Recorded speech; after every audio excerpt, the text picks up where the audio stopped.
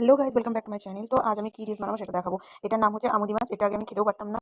আর মানে আগে কখনো খাইনি বা রান্নাও করিনি বা রান্না জানতামও না। তো এটা আমি মাদার ইন লর কাছ থেকে শিখেছি। তো ওটাই আমি আজকে ব্লগ বানিয়ে দেখাবো। মানে ব্লগ মিন্স একটা রেসিপি বলবো। তো গাইস দেখো, প্রথমে কি করলাম, আজকে আমি বাংলায় বলছি, প্রতিদিন আমি হিন্দিতে বলি। তো এটাকে বাজার থেকে যখন আনা হয় তখন এটাকে দেখি যে কেটে দেয়নি। তো আমি কি করি, যেমন করে পারি তেমন করে কাটলাম কাঁচি দিয়ে। তো এটা কাটা নিয়ে দরকার, যে কেউ ভাবে যে যার যেটা সুবিধা সে সেটা কাটতে পারো। কেউ ছুরি দিয়ে, কেউ বটি দিয়ে, কিছু দিয়ে কাটতে পারো। তো আমি এটাকে এই দিয়ে কেটেছি, কাঁচি দিয়ে। তো এটাকে ভালো করে ওয়াশ করে নিলাম। তারপর একটু লবণ, একটু হলুদ গুঁড়ো, একটু লঙ্কার গুঁড়ো মিশিয়ে এটাকে মানে লাগিয়ে মাখিয়ে রেখে দিলাম।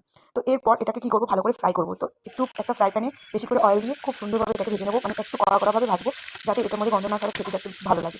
তো গাইস প্রথমে বলে দিই, আমাকে লাইক কমেন্ট শেয়ার করতে ভুলবেন না। এই ডিশটা তোমরাও বানিয়ে খেতে পারো, আর কেমন হয়েছে সেটা আমাকেও বলতে পারো আমার ভিডিওটা তো কমেন্টের মাধ্যমে। তো গাইস আমি ডেসক্রিপশন বক্সে দিয়ে দেবো এটা রেসিপিটা, তবুও আমি এখানে বলছি এটা দেখতেও বানাতে পারো। তো আজকে যেহেতু আমি বাংলায় বলছি, এটা বাঙালি খাবার। তো দেখো গাইস, আমি প্রথমে কি করছি, এটাকে প্রথমে আমি ভালো করে ফ্রাই করে নিচ্ছি। তো ফ্রাই করার পর এটাকে আমি আলাদা একটা জায়গায় তুলে রাখবো। ওর পর এই ফ্রাই প্যানেতে আমি মশলা দিয়ে সুন্দর করে, হ্যাঁ এটা সবজি ছাড়া ভালো লাগবে না, শুধু বানালে এটাকে ভালো লাগবে না কারি করে। তো এর মধ্যে এখন তো জানো ঠান্ডার সময়, তো দেখো কি কি কেটে রেখেছি। বেগুন একটু পাতলা পাতলা করে কেটে রেখেছি, 3টে রসুনের কলি। আর দেখো একটু লবণ দিলাম, একটু লঙ্কার গুঁড়ো দিলাম, তারপর একটুখানি জিরে গুঁড়ো দিলাম, একটু হলুদ গুঁড়ো দিলাম, একটু তোমার ধনে গুঁড়ো ওর মধ্যে দিয়েছি। তো তারপর আমি কি করলাম, বেগুনটা ঢেলে দিলাম, তারপর পেঁয়াজ পাতা ঢাললাম, তারপর একসাথে এগুলোকে মাখিয়ে ভালো করে সুন্দর করে এটাকে